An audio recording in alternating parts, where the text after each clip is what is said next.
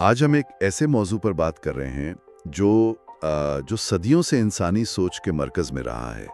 میرا مطلب ہے سائنس اور عقیدے کا رشتہ۔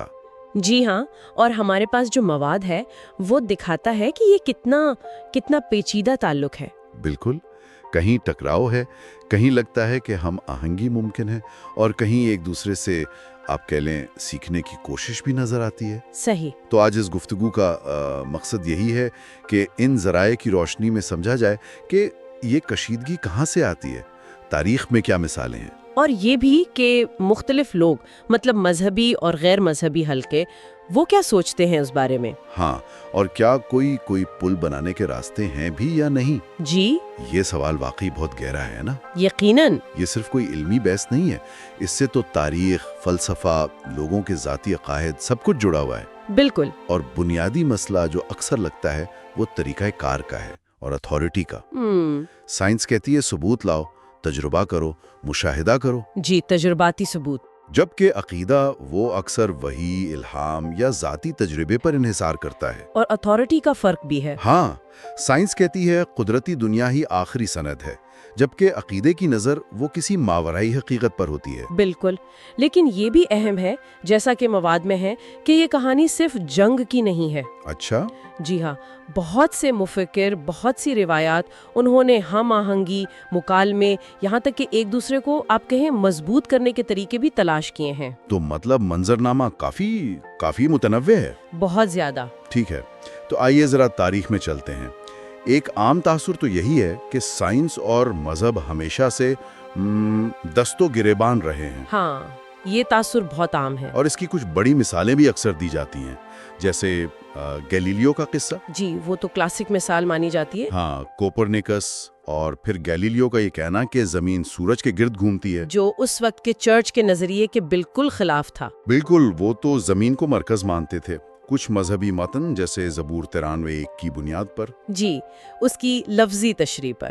اور یہ صرف فلکیات کا مسئلہ نہیں تھا، اس سے تو مطلب انسان کی کائنات میں حیثیت پر سوال اٹھ گیا کہ کیا ہم مرکز نہیں ہیں، خدا کی تخلیق کا محور؟ ہاں، تو گیلیلیو پر 1633 میں مقدمہ چلا، انہیں نظر بند کیا گیا۔ اور یہ واقعہ ایک علامت بن گیا سائنس بمقابلہ مذہب کی۔ حالانکہ بہت بعد میں 1992 میں چرچ نے باقاعدہ معافی بھی مانگی۔ یہ نقطہ بہت اہم ہے، جو ذرائع بتاتے ہیں کہ یہ صرف سائنس بمقابلہ مذہب کی سادہ جنگ نہیں تھی۔ اچھا، کیا مطلب؟ مطلب یہ کہ اس میں اقتدار کی کشمکش تھی، چرچ کے اندرونی اختلافات تھے، اور سب سے بڑھ کر مقدس متون کی تشریح کیسے کی جائے یہ سوال تھا۔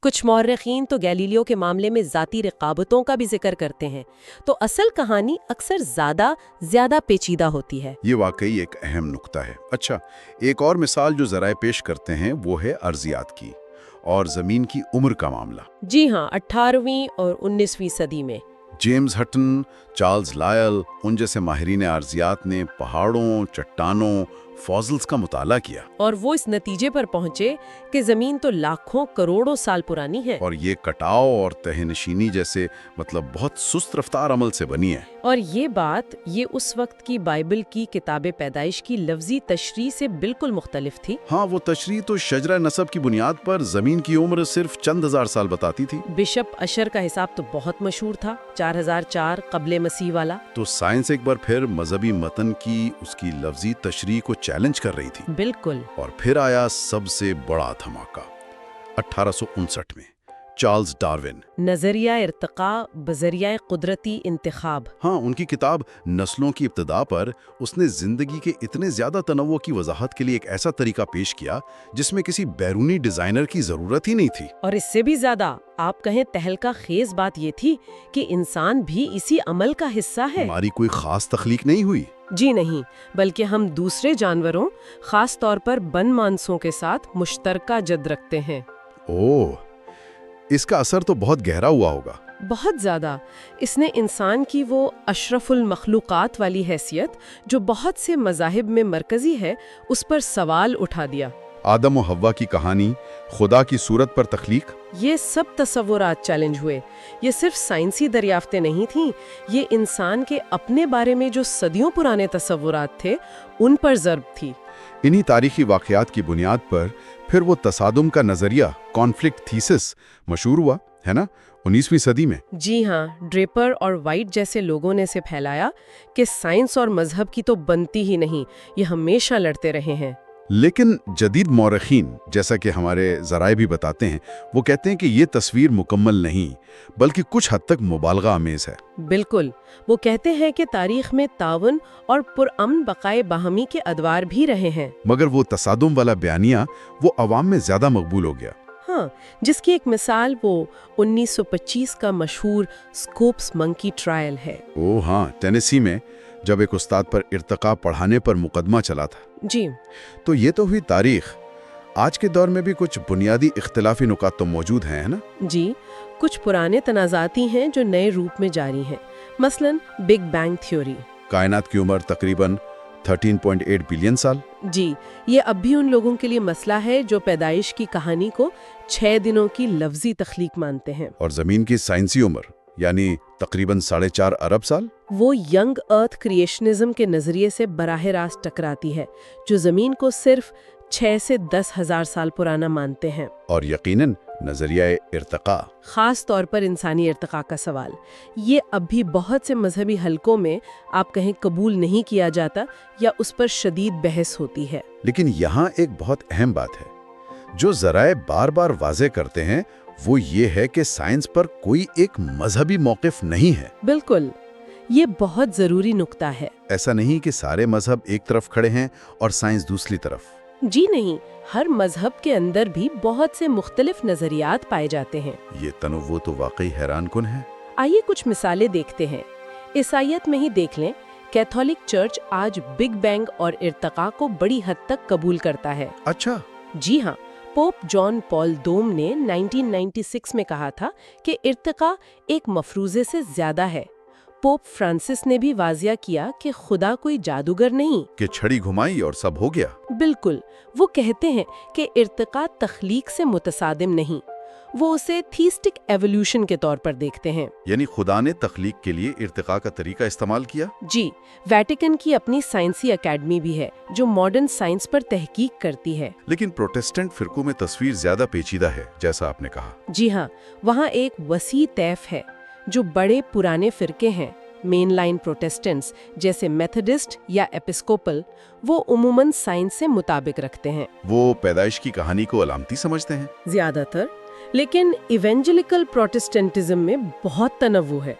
कुछ थियोस्टिक इवोल्यूशन को मानते हैं, लेकिन एक बड़ा और अक्सर ज्यादा बाअसर तबका वो यंग अर्थ क्रिएशनिज्म पर यकीन रखता है। या फिर इंटेलिजेंट डिजाइन पर। जी हाँ, इंटेलिजेंट डिजाइन का नजरिया कि कायनात और जिंदगी की बाज खुसूसियात इतनी पेचीदा हैं कि वो बगैर किसी ज़हीन खालिक के वजूद में नहीं आ सकती। ये वाकई दिलचस्प है कि एक ही मजहब के अंदर इतने मुख्तलिफ ज़ाविये कैसे मुमकिन हैं। क्या ये बुनियादी तौर पर मतन की तशरीह का इख्तलाफ है? बड़ी हद तक तो ये तशरीह का ही मामला है, लेकिन इसमें तारीखी, सकाफती और समाजी अवामिल भी अपना किरदार अदा करते हैं। अब यहूदियत को देखें, उनकी रिवायत में अक्ल और अकीदे में हमाहंगी पैदा करने की एक लंबी तारीख है, जैसे अजीम मुफक्किर माइमोनिडिस। जी, आजकल ज्यादातर मरकजी धारे के यहूदी फिरके यानी रिफॉर्म, कंजर्वेटिव, मॉडर्न ऑर्थोडॉक्स वो तौरात को बुनियादी तौर पर अखलाकी और कानूनी हिदायतनामा समझते हैं। साइंसी किताब नहीं? नहीं, साइंसी किताब नहीं। वो पैदाइश की कहानी को अक्सर अलामती या इस्तियाराती तौर पर पढ़ते हैं। अलबत्ता कुछ इंतहाई कदामत पसंद ग्रोह हैं जो ज्यादा लफ्जी मौक़िफ़ रखते हैं। और इस्लाम के हवाले से ज़राए क्या बताते हैं? इस्लामी तारीख का सुनहरी दौर तो साइंसी तरक्की के लिए मशहूर है। जी हाँ, 8वीं से 14वीं सदी तक मुसलमान साइंसदानों ने रियाजी, फल्कियात, तिब और दूसरे शोबों में बहुत काम किया। और बहुत से उल्मा के लिए साइंस का मुतालिया खुदा की कारीगरी को समझने का एक जरिया था। बिल्कुल। आज मुस्लिम दुनिया में भी मुख्तलिफ आरा मौजूद हैं।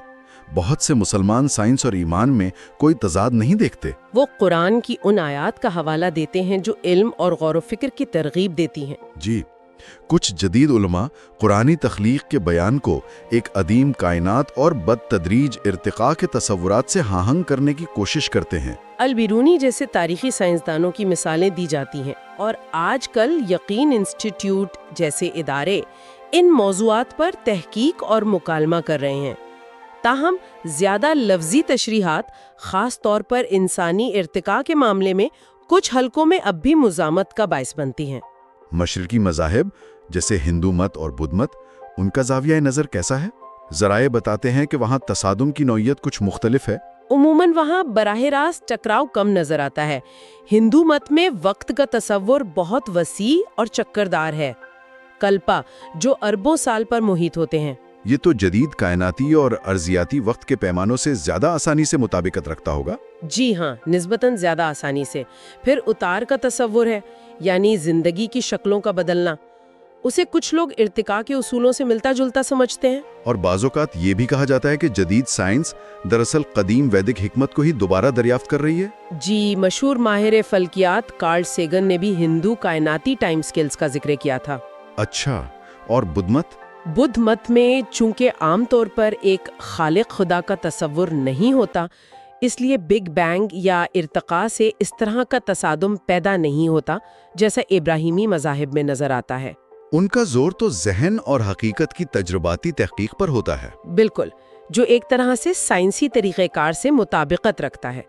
دلائی لاما نے تو کھلے عام سائنس میں گہری دلچسپی ظاہر کی ہے، اور یہاں تک کہا ہے کہ اگر سائنس بدھ مت کے کسی دعوے کو غلط ثابت کر دے تو بدھ مت کو سائنس کی بات ماننی چاہیے۔ مائنڈ اینڈ لائف انسٹیٹیوٹ جیسے ادارے بدھسٹ علماء اور سائنسدانوں کے درمیان کئی دہائیوں سے مخالفے کروا رہے ہیں۔ یہ تو بہت دلچسپ ہے۔ اچھا، سکھ مت اور مقامی یا دیسی مذاہب کے بارے میں بھی کچھ نکات ہیں۔ سکھ مت کا نقطہ نظر بھی عموماً عقلی اور ہم آہنگ سمجھا جاتا ہے۔ مقدس کتاب گرو گرنتھ صاحب میں کائنات کی تخلیق کا ذکر قدرتی قوانین کے ذریعے ہوتا ہے، جس میں ارتقاء کا تصور بھی شامل ہو سکتا ہے۔ جی، ایسا سمجھا جا سکتا ہے۔ سائنس کو واگرو یعنی خدا کے ڈیزائن اور حکمت کو سمجھنے کا ذریعہ مانا جاتا ہے۔ خود گرو نانک نے توہم پرستی پر سخت تنقید کی تھی۔ اور دیسی مذاہب، انڈیجنس ریلیجنز؟ ان کا زاویہ نظر اکثر بہت جامع ہوتا ہے، ہولسٹک۔ ان کے لیے علم ایک مربوط اکائی ہے جس میں سائنس، روحانیت، ماحول سب آپس میں جڑے ہوئے ہیں۔ وہ علیحدگی نہیں جو مغربی فکر میں نظر آتی ہے۔ بالکل۔ ارتقاء یا بگ بینگ جیسے سائنسی تصورات کو وہ اپنی آبائی کہانیوں، اساطیر اور نسل در نسل منتقل ہونے والے مشاہدات کے ذریعے سمجھتے ہیں۔ جیسے مقامی امریکی قبائل کا فلکیاتی علم۔ جی، جو صدیوں کے مشاہدے اور مقدس روایات کا امتزاج ہے۔ بدقسمتی سے نوآبادیاتی دور میں ان علمی نظاموں کو بہت نقصان پہنچا، لیکن اب انہیں بحال کرنے کی کوششیں ہو رہی ہیں۔ جی، جیسے نیوزی لینڈ میں ماؤری سائنس ماتورانگا ماؤری کو قومی نصاب کا حصہ بنانا۔ تو یہ تو ہو گیا مختلف مذہبی اور روحانی روایات کا ایک وسیع جائزہ۔ اب آتے ہیں ان لوگوں کی طرف جو کسی مذہب کو نہیں مانتے، ملحدین، لا ادرین اور سیکولر ہیومنسٹ۔ جی ہاں، ان کے لیے سائنس اور عقیدے کا یہ رشتہ کیسا نظر آتا ہے؟ ذرائع کے مطابق ان کا بنیادی نقطہ یہ ہوتا ہے کہ قدرتی دنیا کو سمجھنے کا سب سے قابل اعتماد طریقہ، بلکہ اکثر واحد درست طریقہ، سائنسی طریقہ کار رہی ہے۔ اور عقیدہ جو ان کے نزدیک بغیر ثبوت کے یقین یا وحی پر مبنی ہے، وہ سائنس کے عقلی اور شواہد پر مبنی رویے سے بنیادی طور پر مختلف ہے اور اکثر متصادم ہے۔ بالکل، خاص طور پر وہ مفکرین جنہیں نئے ملحدین کہا جاتا ہے، جیسے رچرڈ ڈاکنز یا مرحوم کرسٹوفر ہچنز۔ وہ تو سمجھتے ہیں کہ یہ تصادم ناگزیر ہے۔ جی، اور ہونا بھی چاہیے۔ وہ عقیدے کو بغیر ثبوت کے یقین کہتے ہیں اور اسے سائنسی سوچ کا دشمن قرار دیتے ہیں۔ ان کا موقف ہے کہ مذہب اکثر ایسے دعوے کرتا ہے جو سائنس غلط ثابت کر چکی ہے، اور جہاں جہاں سائنس آگے بڑھتی ہے مذہب کو پیچھے ہٹنا پڑتا ہے۔ اسی سے جڑی وہ تنقید ہے گاڈ آف دا گیپس کی۔ ہاں، خدا خلا کو پر کرنے والا، مطلب یہ کہ تاریخ میں جب انسان کسی چیز کو سمجھ نہیں پاتا تھا، بجلی کیوں کڑکتی ہیں، بیماریاں کیوں آتی ہیں، زندگی اتنی پیچیدہ کیوں ہے، تو وہ اس کی وضاحت کے لیے خدا کا نام لے لیتا تھا۔ اور جیسے جیسے سائنس نے ان خلاؤں کو پر کیا، خدا کے لیے جگہ کم ہوتی گئی۔ ناقدین کا خیال ہے کہ یہ سلسلہ جاری رہے گا۔ تو کیا ان کے نزدیک سائنس خود ایک مکمل عالمی نظریہ فراہم کر سکتی ہے؟ بہت سے غیر ماننے والوں کے لیے سائنس جب انسانیت پسند فلسفے यानी सेक्युलर ह्यूमनिज्म के साथ मिल जाती है तो एक मुकम्मल और बामानी जिंदगी का रास्ता दिखाती है। इसमें कायनात की अजमत पर हैरत शामिल है, इंसानों की भलाई पर मबनी अखलाकियात, बाहमी ताल्लुकात और इल्म के हसूल से जिंदगी का मकसद तलाश करना। ये सब। लादरीन का मौक़िफ़ थोड़ा मुख्तलिफ है। जी, वो कहते हैं कि हम ये जान ही नहीं सकते कि खुदा है या नहीं। वो तभी कायनात को समझने के लिए साइंस पर भरोसा करते हैं, लेकिन हतमी माबादी तबियाती सवालात पर कोई फैसला नहीं देते। वो कह सकते हैं कि मजहब इंसानी तजर्बे का एक अहम पहलू हो सकता है, सकाफती या नफ्सियाती तौर पर। लेकिन ये कुदरती दुनिया की वजाहत का जरिया नहीं। उनकी पोजीशन को बाज औकात साइंसी आजिज़ी से भी मिलाया जाता है, यानी हमें अभी मालूम नहीं।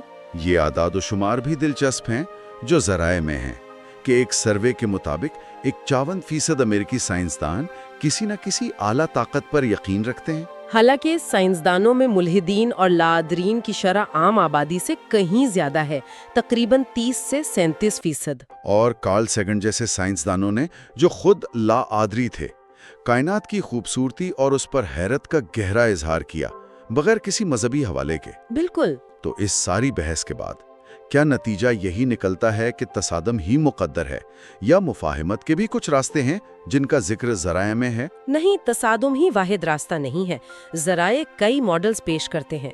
एक बहुत मशहूर मॉडल है NOMA, नॉन ओवरलैपिंग मैजेस्टेरिया, गैर मुतदाखिल इल्मी दायराकार। जी, ये ख्याल माहिर हयातियात स्टीफन जे गोल्ड ने पेश किया था।